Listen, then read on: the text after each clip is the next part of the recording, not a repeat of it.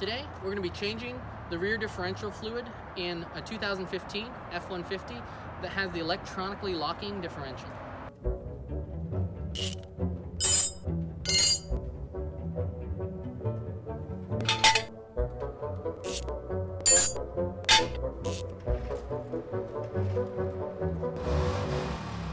This is the after-work garage. So if we look in the manual here, it shows that the rear axle fluid that's recommended is going to be 75W140. And in fact, we have 75W140 oil right here. And it shows that it takes 5.5 pints or 2.6 liters right there of rear axle fluid. Now it's called rear axle fluid because the differential fluid actually flows into the rear axle to lubricate the bearings and the axle as it's moving, as well as the differential gears. So there's sometimes confusion as to whether you need to add a friction modifier to the gear oil when you change your rear differential fluid. Now, this gear oil says limited slip on it, indicating that it has a friction modifier already built into it. But for this truck, we don't actually need that. So this truck has the electronically locking differential, which means that you can flip a switch and it locks both back wheels together so they rotate at the same time. And so we can just use standard oil for this, and that's going to be the same case if you have an open differential. Alright, so I got the truck jacked up. We're under here by the differential housing, and unlike a drain pan for the motor, there's no drain bolt that you undo to let the oil out. There is a fill bolt, but to drain the oil, we actually have to take this whole back cover off. Now, to do that, we're going to undo these bolts, and we're going to unclip these brake lines here. So there's these flexible brake lines that actually just hold on to these studs with a little clip. So just pull them off, and you should be able to move the brake lines out of the way. I guess this isn't the brake line. This is a sensor, I think it's an ABS sensor or something. This truck has a little over 50,000 miles on it. This is the first time I've done this, but it's about time. I've been meaning to do a little earlier. I tow a fair bit with this truck, so it's a good idea to change the differential fluid because as the gears mesh together under load especially, little oil molecules will actually get caught in there and get sheared, and that's what breaks down the oil. So I've done this on other trucks where this thing usually just stays on, but there is the possibility once you start getting these bolts undone, especially down here, that oil will just start to pour out. So be ready with an oil catch pan. I have one right here. To be honest, I don't have the best history with oil catch pans. I almost had a disaster there. I didn't open the drain hole in the bottom of this pan. So, we'll see.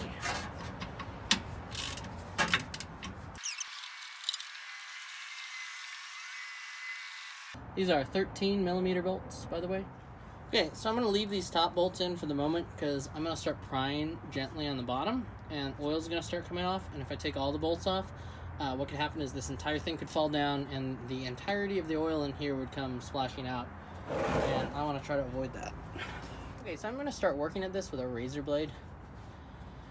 For gaskets that aren't real gaskets that are just made like this, I actually find that if you can get a real thin blade in there,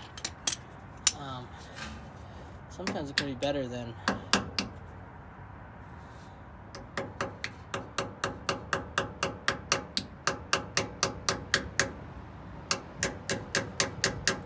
just be careful because razor blades like this can actually shatter. They can and will shatter if you hit on them too hard.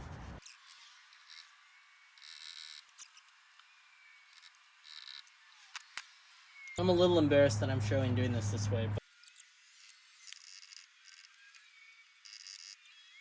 so it looks like we're almost there. I'm going to let this drain a little bit more before I take those final bolts off.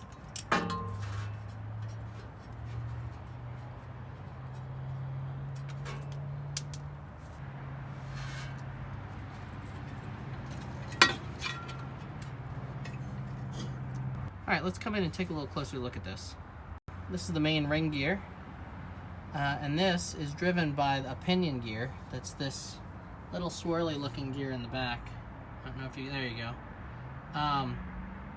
That is going to be on the end of the drive shaft. So the drive shaft turns that pinion gear, that turns the ring gear.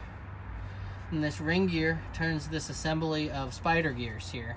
And this is on the end of one axle, and this is on the end, there's an identical one on the end over there of the other axle, so that when the wheels are turning at the same speed, these spider gears aren't moving. But when one starts to move faster than the other, these turn and allow one of the wheels to move at a different speed than the other one. Alright, so before we put this back on, I'm going to clean this up a little bit. We'll wipe out the back. After wiping out the differential cover, I ran a razor blade around the edge to remove the majority of the old gasket material and provide a clean bonding surface for the new gasket maker on reinstallation. So we have here Ultra Gray Gasket Maker. Basically, it's just RTV. I'm sure there's an OEM recommended gasket maker that goes to seal the differential housing, but this is what I have, and basically RTV is going to be good and should do the job. You want to go around the bolt holes so that you have a continuous bead all the way around.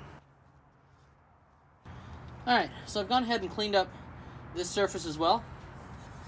And we're going to go ahead and carefully put this on. I suppose it would help if I had a bolt.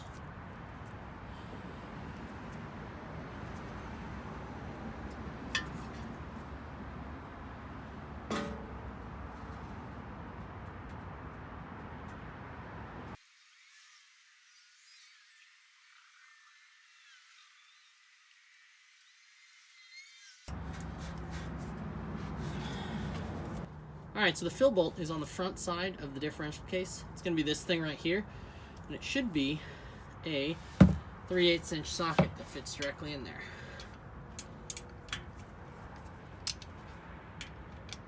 I sound all slick, but I actually tried a 1/2 inch first, and that was too big.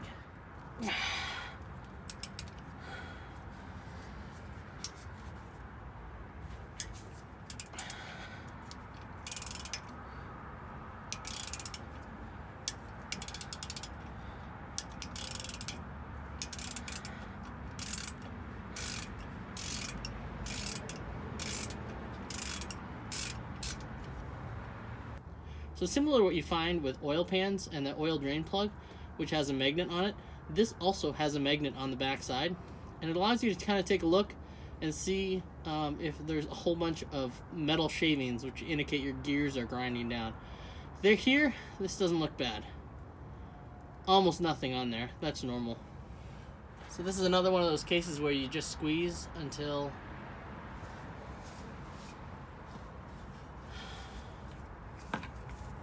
Yeah. So now that we've got the top off, we can just squeeze basically until oil starts running out of the fill hole. Makes lovely blurping, farting noises. Alright, so we're running out there. Took a little bit more than I thought, but I think actually I put a little bit more in than I needed to. We'll go ahead and let that finish leveling itself out. Yeah, I put a little bit extra in there. Not a big deal.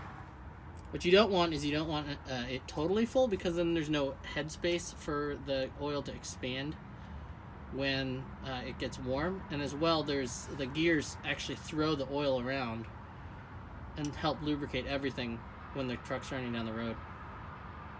Alright, that's close enough. Go ahead and throw this guy back in.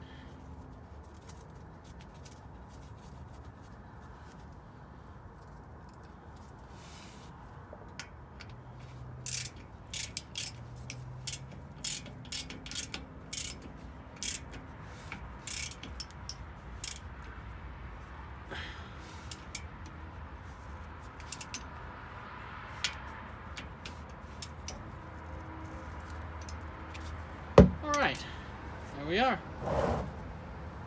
So I've been driving this truck for about a week. Other than the oil that I got on the cover when I was replacing the fluid, it doesn't look like there's any new leakage. So that's a good sign, and I'm going to call that a success. Hey, thanks for watching. I'll see you next time on the After Work Garage.